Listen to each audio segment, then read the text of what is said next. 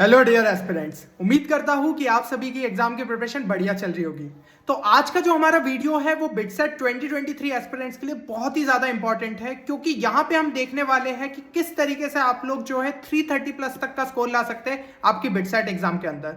तो बिटसेट जो है वो जेई मेन से थोड़ा डिफरेंट होता है और ये चीज बिल्कुल भी मैटर नहीं करती है कि आपका जेई मेंस में किस हिसाब से जो है परफॉर्मेंस हो रहा है। बिटसेट कंप्लीटली इंडिपेंडेंट एग्जाम है और अगर आपका जेई मेंस में उतना अच्छा ना भी परफॉर्म हो पाए तो भी आप बिटसेट में बहुत बढ़िया परफॉर्म कर सकते हैं।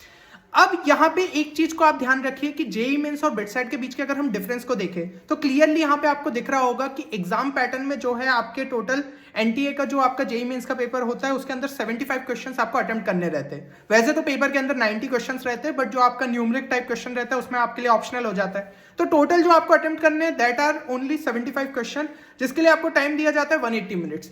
और यहाँ पे आपके 3 सब्जेक्ट होते हैं, फिजिक्स, केमिस्ट्री एंड मैथ्स। जबकि बिटसेट पे अगर आप नजर डालो तो यार बिटसेट में आपके टोटल नंबर ऑफ क्वेश्चंस कितने हो गए, यहाँ पे न्यू पैटर्न के हिसाब से आपको टोटल 130 क्वेश्चंस करने रहते हैं। और यहाँ पे जो अगर हम टाइम की बात करें तो टाइम आपको उतना ही मिलेगा 180 मिनट्स। और सब्जेक्ट्स की अगर हम बात करें तो यहाँ पे आपके सब्जेक्ट्स कौन कौन से हो जाते हैं, आपका फिजिक्स हो गया, आपका केमिस्ट्री हो गया, आपका मैथ्स हो गया, और 2 एडिशनल सेक्शन आपके जुड़ जाते हैं, logical reasoning and English.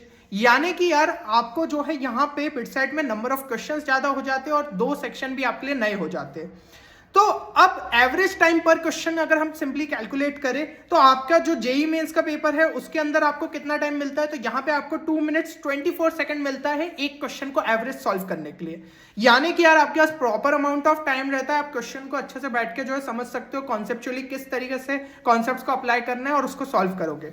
BITSAT में जबकि आपको टाइम एवरेज मिलता है 1 मिनट 23 सेकंड्स। चलो केमिस्ट्री का क्वेश्चन पकड़ ले तो उसके लिए तो इतना टाइम सफिशिएंट है, बट फिजिक्स में थोड़ा हल्का सा लेंदी हो गया तो क्या इतना टाइम सफिशिएंट है। और मैथ्स की बात उठाए तो भाई मैथ्स में तो लगभग हर क्वेश्चन में 2-1 मिनट लग जाते हैं, तो उसके लिए टाइम कहीं से भी सफिशिएंट नहीं होता। यानी कि पेपर में आपको स्पीड एंड एक्यूरेसी बहुत हाई लेवल पे चाहिए। तो यहीं पे अगला हमारा पॉइंट आता है कि जो बिटसेट एग्जाम है that is all about speed and accuracy. तो इन दोनों फैक्टर्स को अगर आपने जो है प्रॉपर तरीके से वर्क कर लिया तो आप बिटसेट एग्जाम में जो है एक अच्छा स्कोर ला सकते हैं। अब यहां पे हम लोगों ने आपके लिए बिटसेट की एग्जाम प्रिपरेशन के लिए एक क्रैश कोर्स को लॉन्च किया है जो कि आपकी एग्जाम प्रिपरेशन के लिए बहुत ही ज्यादा रेलिवेंट है। तो अगर आपने अभी तक इस कोर्स को चेक नहीं किया है तो आप हमारी वेबसाइट 10qchallenge.in पे विजिट कर सकते हैं। साथ ही साथ इस कोर्स से रिलेटेड जितनी भी डिटेल्स है उस वीडियो की लिंक जो है वो आपको डिस्क्रिप्शन में मिल जाएगी, तो वहां पे आप जाके चेक कर सकते हैं कि आखिर इसमें क्या क्या कंपोनेंट है और वो किस तरीके से आपकी प्रिपरेशन में जो है हेल्प कर सकता है। और ये जो हमारा कोर्स है ये 27 नवंबर से स्टार्ट हो रहा है, तो अभी जल्द से जल्द करिए क्योंकि बहुत ही लिमिटेड सीट्स है, ठीक है। तो काफी सारे स्टूडेंट्स की रिक्वेस्ट आ रही थी, इसलिए हमने अभी तक जो है कोर्स को ओपन रखा है। और अगर आपको कोई भी क्वेरी है तो जो नंबर और मेल आईडी आपको दिख रही है आप उसके थ्रू जो है हमें कॉन्टेक्ट कर सकते हैं। अब यहाँ पे सवाल सबसे बड़ा आता है कि how to improve speed and accuracy, क्योंकि स्पीड एंड एक्यूरेसी जो है अगर आपकी बढ़ गई तो आप बिटसेट में एक अच्छा स्कोर ला सकते हो। तो सबसे पहली चीज है कि आपको टाइम बाउंडेड प्रैक्टिस करनी होगी।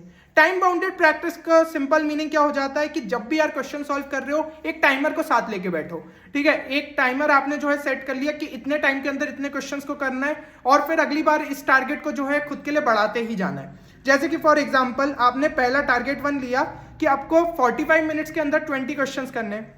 देन आपने जो है टारगेट 2 लिया कि अब आपको 35 मिनट्स में जो है 20 क्वेश्चंस करने हैं। नेक्स्ट इसमें जो है आपने ये टारगेट को और बढ़ा लिया, यहाँ पे टारगेट 3 होगा कि आपको 25 मिनट्स के अंदर 20 क्वेश्चंस करने हैं। तो इससे आपकी जो है स्पीड बढ़ते जाएगी। जब आपके पास टाइम कम होता जाएगा आप उतनी ही अपनी स्पीड को इंक्रीज करते जाओगे। तो इस हिसाब से आपको आपके लिए डेली टारगेट या कह लीजिए वीकली टारगेट जो है रखते जाना है। तो धीमे धीमे आपकी जो है स्पीड बढ़ते जाएगी। और इस बात का भी ध्यान रखना है कि जो ये आप लिमिटेड टाइम में क्वेश्चंस को सॉल्व कर रहे हो ये एक्यूरेटली भी जो है आप कर रहे हो, ठीक है। क्योंकि ऐसा नहीं कि जल्दी जल्दी में जो है आप क्वेश्चंस गलत कर रहे हो, तो दोनों ही स्पीड एंड एक्यूरेसी पे लगातार वर्क करते रहना है। और अगली चीज जो कि आपको हेल्प कर सकती है आपकी स्पीड एंड एक्यूरेसी इंक्रीज करने में दैट इज क्विकर अप्रोचेस। तो क्विकर अप्रोचेस का मीनिंग क्या है कि यार कभी कभी कुछ क्वेश्चंस में क्या होता है एक लेंदी अप्रोच के अलावा जो है आप एक स्मार्ट अप्रोच भी सोच सकते हो। तो जब आप ज्यादा क्वेश्चंस प्रैक्टिस करोगे ना आप इन ऑल्टरनेटिव अप्रोचेस को जो है खुद से ही इन्वेंट कर पाओगे। एंड आप देख चुके होंगे कि यार हमने भी आपके लिए कई सारे जो है वीडियोस लाए, जो भी पुराने ईयर के एस्पिरेंट्स इस चैनल के साथ जुड़े वो ये चीज जानते हैं। तो इस तरीके के वीडियोस अगर आप जो है हम आपके लिए और भी लेके आएंगे ताकि आपको आइडिया लगे कि किस तरीके से क्वेश्चंस को और जल्दी सॉल्व किया जाता है। और यहाँ पे एक और चीज का ध्यान रखिए कि हमेशा अप्रोक्सीमेशन आपको लेते हुए आना चाहिए कैलकुलेशंस जब सॉल्व कर रहे हो, क्योंकि न्यूमेरिकल्स में अप्रोक्सीमेशंस बहुत ज्यादा हेल्प करते हैं। इसके अलावा आपका जो कुछ कैलकुलेशन पार्ट में जहां जहां टाइम बचा सकते हो उधर पे टाइम सेव करो। ये छोटी छोटी चीजें जो है अभी से अगर ध्यान रखोगे तो पेपर में बहुत ज्यादा हेल्प करेगी।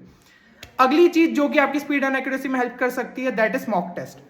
मॉक टेस्ट यार आपको कब देना चाहिए, तो जब आप अपने सिलेबस को प्रॉपर तरीके से कंप्लीट कर चुके हो। और यहाँ पे ये नहीं है कि पूरा 100% सिलेबस, कह लीजिए कि भाई आपको लगभग 70 to 80% सिलेबस जो है एटलीस्ट कंप्लीट होना चाहिए।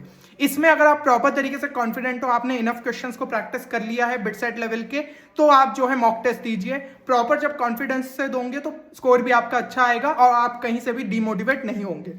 एंड एक चीज का जो है आपको ध्यान रखना है कि यार ये चीज मैटर नहीं करती आप कि आप कितने ज्यादा जो है मॉक टेस्ट दे रहे हो। ये चीज ज्यादा मैटर करती है कि जो भी मॉक टेस्ट आप अटेम्प्ट कर रहे हो उसको प्रॉपर तरीके से जो है आप एनालाइज करो। तो यहाँ पे जो एनालाइजिंग वाला जो पोर्शन है ना, उस पर आपको खासकर फोकस करना होगा। आपको ये समझना होगा कि आपकी एक्चुअली गलतियां कहाँ हुई थी, कौन से सेक्शन आपके जो है वीक है जिसपे आप और ज्यादा मेहनत करो। तो जब उन चीजों को अच्छी तरीके से रिवाइज कर लोगे तो नेक्स्ट मॉक टेस्ट में अपने आप नंबर बढ़ते जाएंगे।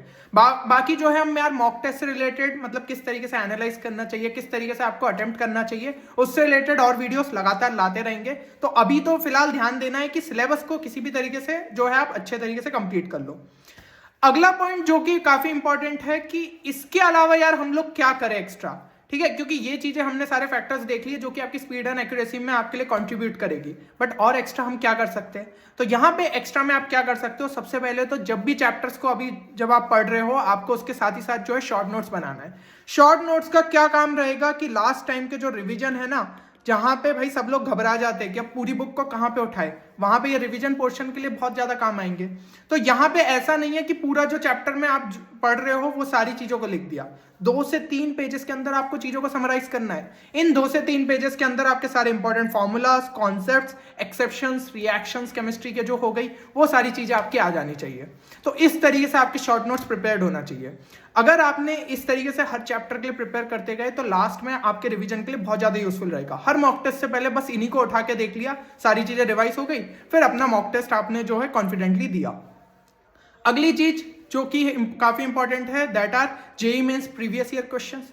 देखिए एक चीज को समझिए कि बिटसेट जो है कभी भी आपके ऑफिशियल पेपर्स को रिलीज नहीं करता, तो आपके पास प्रीवियस ईयर क्वेश्चंस तो होते ही नहीं है। जो सोर्सेज क्लेम करते हैं कि हमारे पास प्रीवियस ईयर क्वेश्चंस है या आपको नेट पे दिख जाते हैं, वो सब यार आपके मेमोरी बेस्ड रहते हैं। और आप खुद सोच के देखो, पहले तो 150 क्वेश्चन होते थे, तो क्या किसी को याद रहेंगे वो 150 के 150 क्वेश्चन। कई बार तो आप जो है 2 बुक्स के एडिशन को चेक करोगे तो इसके अंदर जो है इस ईयर के क्वेश्चन दूसरे वाले में डाल के रख दिए, तो वो चीजें चलती रहती है, तो उन पर हम बहुत ज्यादा ट्रस्ट नहीं कर सकते।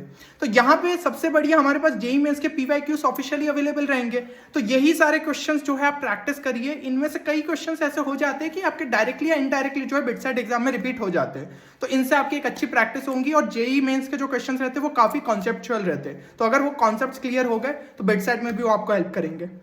अगली जो की चीज है इंपॉर्टेंट वो है एलआर इंग्लिश। तो जैसा कि हमने वीडियो के स्टार्टिंग में भी कहा था कि लॉजिकल रीजनिंग और इंग्लिश एक ऐसा सेक्शन है जो कि आपके जेईई मेंस में नहीं होता है, तो स्टूडेंट्स कई बार उसे इग्नोर कर देते हैं। पर बिटसेट में इसका वेटेज कितना होता है, इसका वेटेज होता है 90 मार्क्स का, 90 मार्क्स आउट ऑफ 390, तो काफी इंपॉर्टेंट सेक्शन हो जाते हैं ये।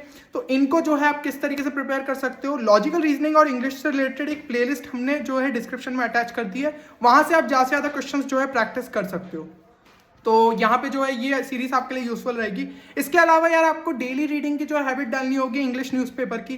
15 मिनट की रोज की आदत रखो, उसके अंदर कोई एडिटोरियल पढ़ लिया या फिर जो है आपने किसी आर्टिकल को पढ़ लिया, तो इससे आपका vocab part and grammar part दोनों ही बहुत स्ट्रांग होगा। तो इंग्लिश के ज़्यादातर क्वेश्चंस आपकी इसकी मदद से जो है सॉल्व हो जाएंगे, तो ये चीज़ का खास ख्याल रखिए। और बाकी लॉजिकल रीजनिंग एंड इंग्लिश के लिए जो है हमारा एक सेपरेट कोर्स भी जो है चल रहा है, तो इसके अंदर आपको सारी चीज़ें एक जगह पे मिल जाती है। वीडियो लेक्चर्स जो कि आपको प्रॉपर तरीके से सारे कॉन्सेप्ट्स को एक्सप्लेन कर देते हैं, देन आपकी प्रैक्टिस सॉल्विंग शीट्स आपको मिल जाती है, एंड इसके अंदर जो है आपके लॉजिकल रीजनिंग और इंग्लिश से रिलेटेड टेस्ट भी है। तो ये कोर्स भी आप चेक कर सकते हो जिनको मतलब पीसीएम को लेकर कॉन्फिडेंट है बट लॉजिकल रीजनिंग इंग्लिश का कोई भी आइडिया नहीं है, तो ये कोर्स आपके लिए काफ़ी ज़्यादा बेनिफिशियल साबित हो सकता है। ये भी हमारी वेबसाइट 10qchallenge.in पे ही आपको मिल जाएगा। अब अगर हम जो है फाइनली ये चीज देखें कि देखिए बिट्स पिलानी आप जो है अगर टारगेट कर रहे हो तो आप उसे इजीली पा सकते हो, बस मेहनत कहीं से भी नहीं छोड़नी है। जो फैक्टर्स हमने आपको इस वीडियो में बताए उनका खास ख्याल रखिए, तो आपका जो है एक अच्छा स्कोर आ सकता है। अब एक बार कमेंट सेक्शन में ये चीज जरूर मेंशन करें कि आप कितना टारगेट स्कोर रख रहे हो, ठीक है। आउट ऑफ 390 आपका क्या टारगेट स्कोर है।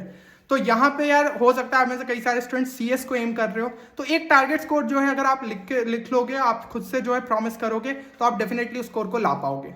तो उम्मीद करता हूँ कि वीडियो आप सभी के लिए बेनिफिशियल रहेगा। मिलते हैं अगले वीडियो में, तब तक के लिए take care and good bye.